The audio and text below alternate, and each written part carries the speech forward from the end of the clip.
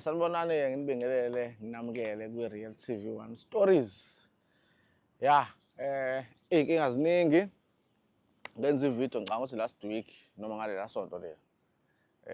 Ngikhuluma ngendaba zabantu abalimala ey'bhedlela, abantu abashawa amaphoyisa, ngikhuluma ngendaba za-road accident fund. Ngathetha indaba enkulu, ngangithi mina ngiyayithinta nje in passing yabo. Ngenxa yokuthi kunodaba engangilihambele, ngase ngabona ukuthi iy'nkinga yiningi. So uthabe ngiyiveza le ndaba le ya-road accident fund. Ngathola ukuthi abantu ba-confused futhi still. Kuningi yabo. Okay.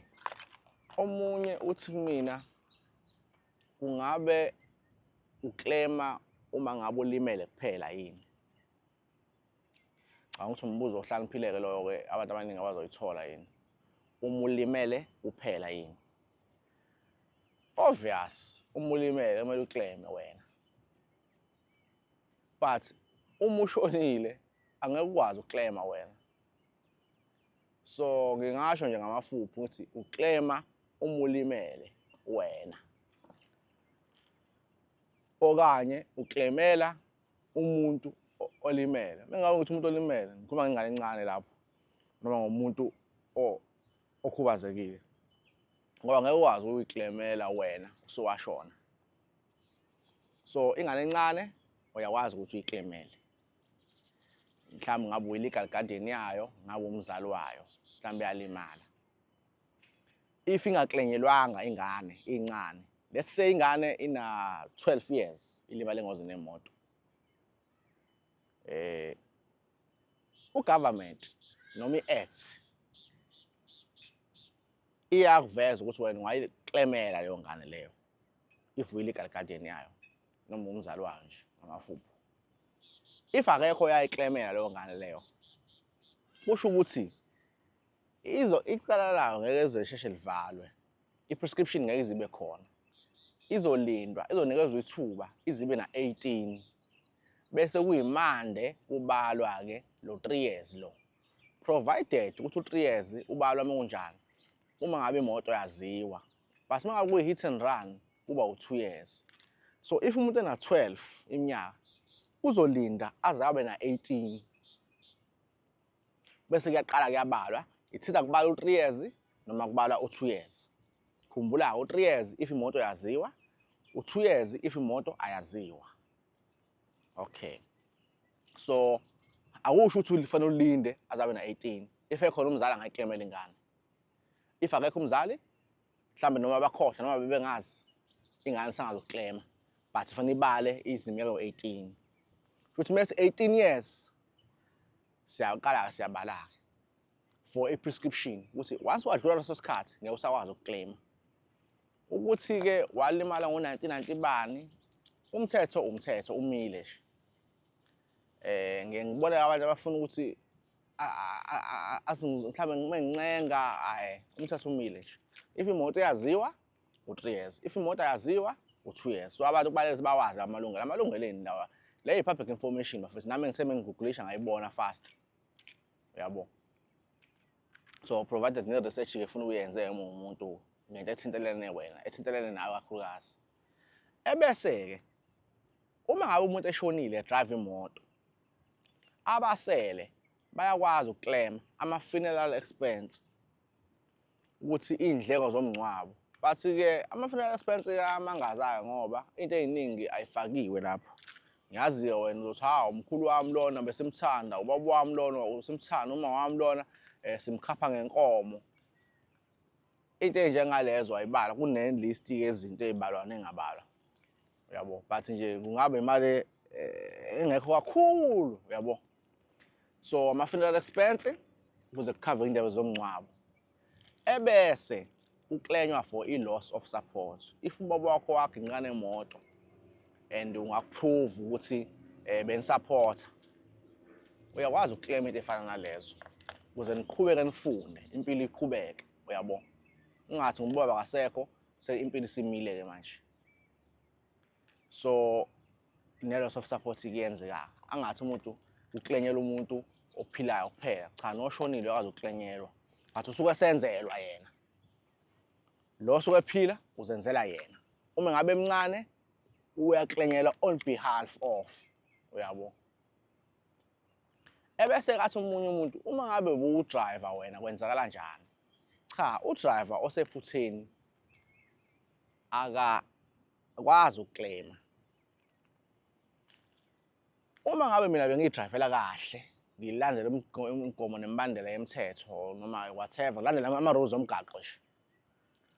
Ngihambela kamnandi, qhamuka imoto thizeni izongibhakaza. Angikho mina esephutheni. Ngiyakwazi ukufaka isicelo, bazosichecka-ke ukuthi kahle kahle kwenzakalani. But if usephutheni wena, mhlawumbe uphuzile ubudakiwe, ngeke ukwazi ukukleyima wena. Kodwa ama-passenger akho angakwazi ukukleyima. Ngenze isibonelo, u-driver weteksi udakwe unyamaphepha, ngenza isibonelo, angisho ukuthi kunjalo. Wasengozini yemoto. Abagibeli bazokwazi ukukleyima ngoba phela bona aba-drive, yabo. Yena ngiyakwazi ukukleyima. Yabo into efana nalezo. Umthetho-ke kwa-Roads and Fund ushintshile njengamanje. Eyi, mningi-ke mthwa ngichazela-ke yabo. Ngiye ngithi-ke umuntu uma ngabe efuna ukuthi mhlawumbe khona la efuna ukusala khona, kufanele ngimchazele kabanzi. Angangithinta inambeni yami la eskrinini, ngikwazi ukuthi ngikuchazele engikwaziyo. Engingakwazi futhi ngizokutshela ukuthi hayi mfethu cha la angikwazi, kodwa-ke awuneza isikhathi esingaka ngizokwazi ukuthola information efana naleyo, yabo. Because mina ngithanda ukuthi bafethu sonke sibhenefithe, nami ngiyabhenefitha ngokuthi nibuka amavidiyo ami, ingakho ngihleze ngicela ukuthi nisubscribe. Nani manje nibhenefitha nge-information engiyilethayo, ngiletha information eqiniso yodwa, yabo. Uma khona i-problem siyilandelele, yabo. Athi omunye i-claim kuyenzeka nithathe 10 years. Angeke ngikuphendule lo mbuzo lowo. Athi omunye umakhelwane wami nje athatha unyaka owodwa yena, umakhelwane wami athatha unyaka owu2, inyaka engaka, angeke ngikwazi ukuphendula lokho. But engingakusho ukuthi mina ikhona indlela yokuchecka ukuthi iclaim yakhe ihamba kanjani. Abanye basebenza tru abameli, abanye basebenza bezenzela bona. Akhona ama-disadvantage okwenza tru abameli, akhona futhi ama-disadvantage okuzenzela wena. Mhlawumbe ngelinye ilanga ngibuya ngichaza into efana naleyo. So yeah, if khona nombuzo ungangibuza comment section ngikuphendule, but kuye kube lula-ke uma uzongifonela noma uzongi-WhatsApp. Ngicabanga ukuthi isheshe iphele inkinga ngoba mhlawumbe kuyenzeka ngama-comment ngingawafundi. Okanye i-comment vele icashe, ngize ngiyibone ngesinye isikhathi kanti into yakho beyishesha, uyabo. Ukubuza nje akukoni lutho. Information efana naleyo kubaleka ukuthi siyazi sabantu, uyabo. Ngabe waboshwa, uboshwe into engekho, amaphoyisa ekubopha i-warrant engekho, mhlawumbe washawa, amalungelo akho akhona amalungelo kanjalo. Mhlawumbe ngabe khona umuntu okukweleta imali yakho, ufuna ukuthi akukhokhele. Unenkinga mhlawumbe ufuna into ezoletha of demand, into ezifana nalezo. Ukuthi mhlawumbe i-process ihamba kanjani. Ngabe uxoshiwe emsebenzini, ngabe umisiwe emsebenzini. It's very important ukwenza research ngamalungelo akho. Uyabo. Ungathuli ngoba ngathi ukuthula siyahamba isikhathi. Angiphathi-ke uma ngabe ufuna ukusuka i-state, u-government. Umsuka u-government in 6 months. After 6 months iyaphela icala lakho, iyaprescribe, awusakwazi ukuqhubeka. So umuntu uthi 3 years mekunjani, u6 months mekunjani. So into efana nalezo efanele ukuthi siyichaza nesithola isikhathi. So le video angifuni nje ibe yinde ngizoyivala njengamanje. Abanembuzo bazongithinta, abantu baningi abangithintile ngabachazela abanye ngiyabasiza ngendlela engibasiza ngayo. Ngoba inkinga zabo ayifani. Uyabona into efana nalezo.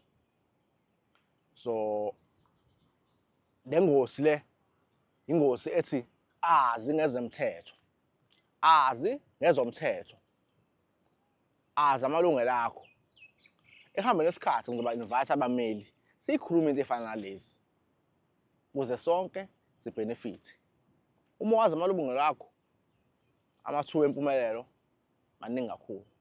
Ngoba sometimes siyacindezeleka ungazi. Ugcine izinto uyiyekelela kanti ubungabenefita lapho. Okanye ugcina uboshwa, kanti bengafanele uboshwe, uyabo. Mhlambe waboshwa, khona umuntu ongama ngiyafisa ngithinta lo mama lo wasejozini. Ubhuti wakhe waboshwa ngecala le rape. Kodwa unobufakazi ukuthi akayenzanga i-rape. Ufakaza kanjani? Ngesikhathi kwenzeka i-rape wayengekho kwisini lo muntu lo, wayendawo ethizeni. Manje sadukelana ngokwenamba, ngiyafisa ngithinte.